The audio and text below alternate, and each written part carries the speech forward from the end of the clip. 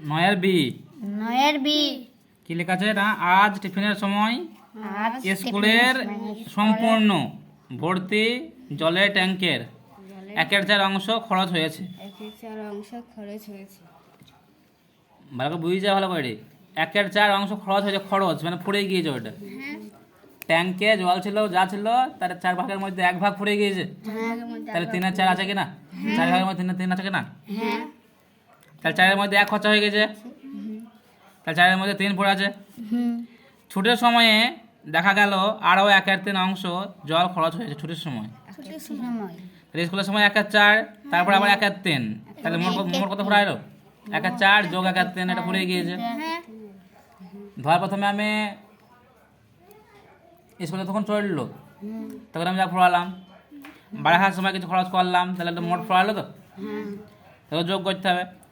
এই ছুটির পরে ট্যাঙ্কের কত অংশ জল পড়ে রইলো? এবার মানে মোট থেকে সব খরচ হয়েছে কতটা পড়ে রইলো। তাহলে প্রথমে আছে কি, আজ টিফিনের সময় স্কুলের সম্পূর্ণ ভর্তি জলের ট্যাঙ্কের 1/4 অংশ জল খরচ হয়েছে। তাহলে কি লিখতে হবে এবার আমাকে? প্রথমে খরচ হয়েছে, তাই তো?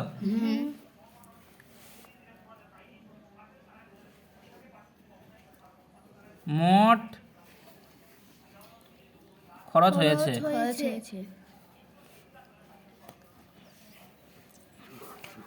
1/4 যোগ 1/3 অংশ।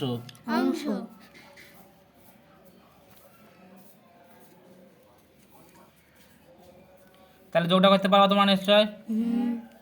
কি করতে হয়? নিচেটা লসাগু করতে হবে। 3×4 12। এরকম করে করতে পারি আমি। 3×1 3, 4×1 4। তাহলে 12 থাকলো, 3×4 7 অংশ। তাহলে মুখে মুখে বলো এবার। বাকি আছে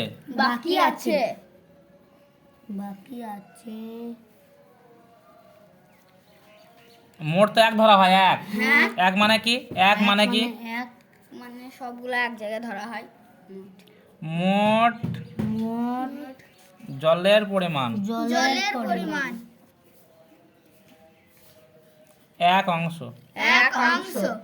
1 কি জন্য না? 12-এর মধ্যে 12। তবে তো 1 হবে নাকি? এই দেখো দেখো, তুমি দেখিলাও 12 কে 12 দিয়ে ভাগ, 12 কে 1 হয়েছে।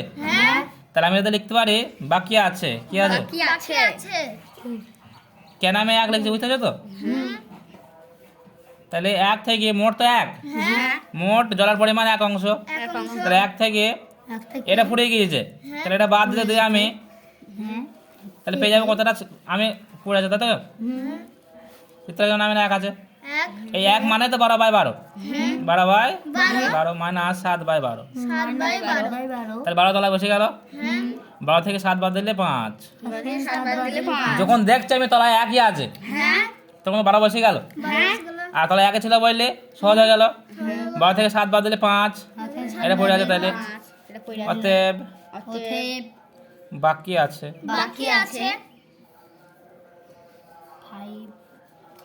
5/12 অংশ।